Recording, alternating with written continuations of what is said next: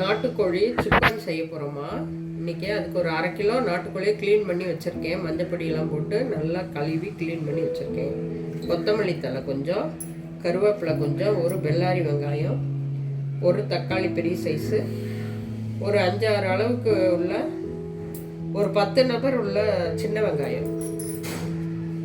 அதுக்கப்புறம் ஒரு ஸ்பூன் சீரகம், ஒரு ஸ்பூன் சோம்பு, ஒரு ஸ்பூன் மிளகு, ஒரு பட்டை, ஒரு 4 கிராம்பு, ஒரு 5 to 6 அளவுக்கு மிளகா வத்தல் வச்சுருக்கேன். உங்களுக்கு எவ்வளோ காரம் வேணுமோ அவ்வளோ சேர்த்துக்கோங்க.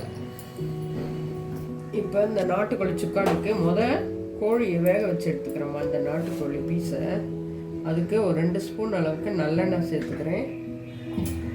சேர்த்து இது அப்படியே சின்ன குக்கரில் வேகும். இது கூட ஒரு 1/2 ஸ்பூன் அளவுக்கு இஞ்சி போட்டு பேஸ்ட்டு சேர்த்துக்கிறேம்மா.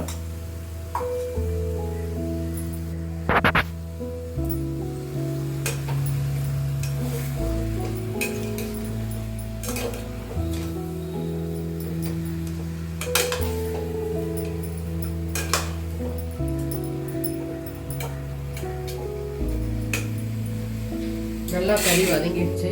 இந்த அளவுக்கு உப்பு சேர்த்துக்கிறேன். பத்தலைன்னா அப்புறம் போட்டுக்கோங்க பார்த்துட்டு.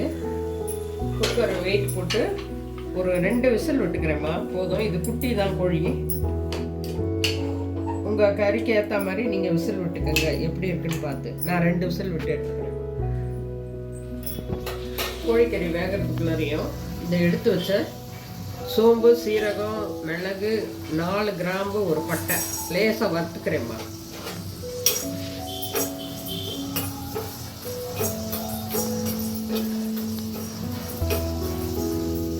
அது கூட ஒரு 7 வத்தல் வச்சுருக்கேன். மிளகா வத்தல் அதையும் வறுத்துக்கிறேன். இதை வறுத்துட்டு ஆற வச்சு லேசாக பொடி பண்ணிக்கிறேம்மா.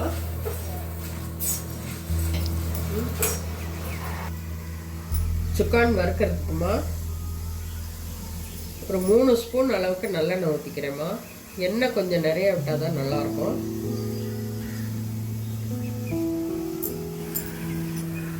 எண்ணெய் காஞ்சிருச்சுமா. ஒரு 1/2 ஸ்பூன் அளவுக்கு சோம்பு மட்டும் சேர்த்தா போதுமா. சின்ன வெங்காயம் சேர்த்துக்கிறேன்.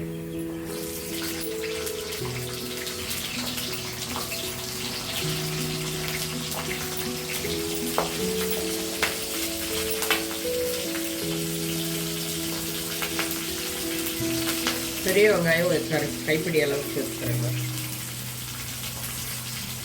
இந்த கருவேப்பிலை,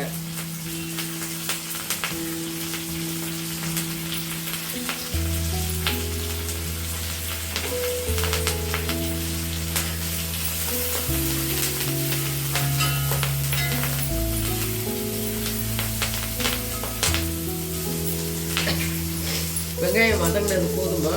தக்காளி சேர்த்துக்கலாம். பொடியை நறுக்கி வச்சா தக்காளியை சேர்த்துக்கிறோமா.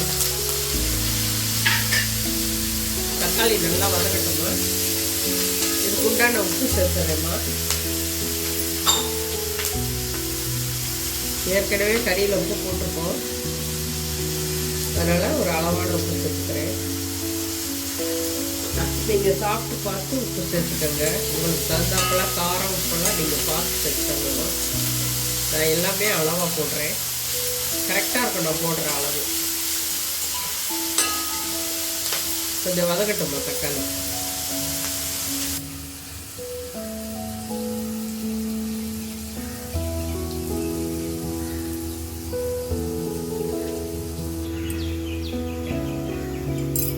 வெங்காயம் தக்காளி எல்லாம் நல்லா வதங்கிடுச்சுமா. இந்த டைம் வேக வச்ச நாட்டுக்கோழியை சேர்த்துடுறேம்மா.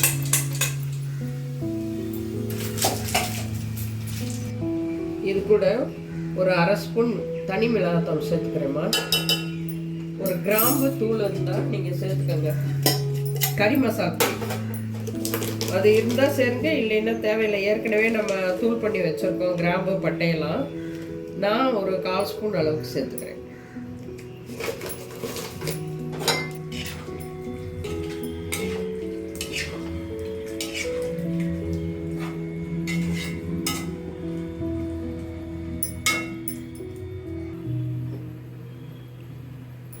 ஏற்கனவே கறி நல்லா வெந்துருச்சுமா.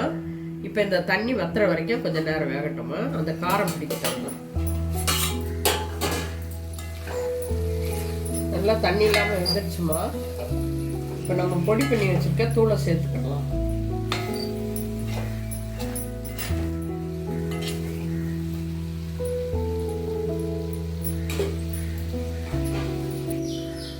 நம்ம ஏற்கனவே நுணுக்கி வச்சிருக்கிறத கிராம்பு, பட்டை, மிளகு, சீரகம் எல்லாத்தையும் அதை லேசாக காரத்துக்கு ஏற்ற மாதிரி பண்ணிக்கோங்க. நான் 2 ஸ்பூன் அளவுக்கு போட்டுக்கிறேம்மா.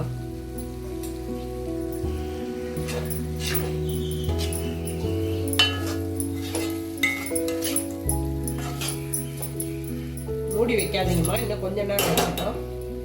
சிம்மில் வச்சுக்கோங்க. கோழி சுக்கான் ரெடி ஆயிடுச்சுமா. ஃபைனலாக 1 ஸ்பூனு நெய் விட்டுக்கிறேம்மா. 1 ஸ்பூன் நெய் உங்களுக்கு தேவையான அளவுக்கு விட்டுக்கோங்க. கொஞ்சம் மல்லித்தலையை தூவிக்கிறேன், பொடியாக கட் பண்ணி வச்ச மல்லித்தலை.